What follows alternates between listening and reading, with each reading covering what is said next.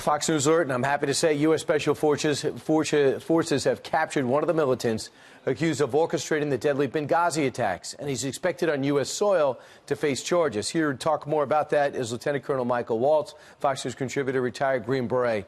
Colonel, it's good to know the investigation continues. We all knew Katala was not the only guy involved. Previous administration made us think that. Why is this important?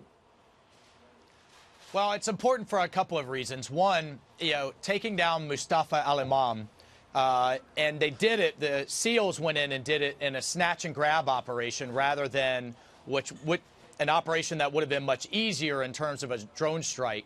One, they can get him out on a ship and they can interrogate him. Two, they can snatch up anything that was around him in terms of laptops or hard drives or any other type of evidence to take down the rest of the cell that was responsible for Benghazi.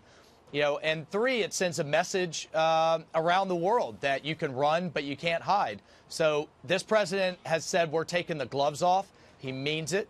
And we're seeing, as we've talked before, we have special operators in 60 to 80 countries around the world prosecuting this war on terror. Yeah, good. I just wish he was steaming to Gitmo, where we might be able to have a little bit more control than our court system, where we get people like Moussaoui who make proclamations and declarations and often get their chance to scream their mantras in court that the whole world gets to see. Yeah, well, I can assure you, Brian, that steam back to the United States is probably going to be a slow one to give us plenty of time to interrogate him. Yeah, but he knows where he's going, so I don't... He knows where he's going, and I'm not sure the administration's change in policy here, where that came about. You just had a few days ago Attorney General Sessions saying that not only is Gitmo open for business, it's a completely appropriate place to send folks, and I agree with him. Yeah, I mean, maybe he'll take a diversion before he gets to New York. Okay, now let's talk about Bo Bergdahl. Yesterday, kind of a surprise, he came out and said, I made a horrible mistake. Saying I'm sorry is not enough. He sees how injured people got in hunting for him.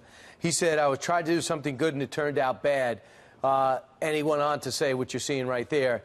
You actually led expeditions to go find him. That's right. How do you feel about it? Well, listen, I'm glad he's finally manning up, frankly, and taking some responsibility for all of the harm that he caused.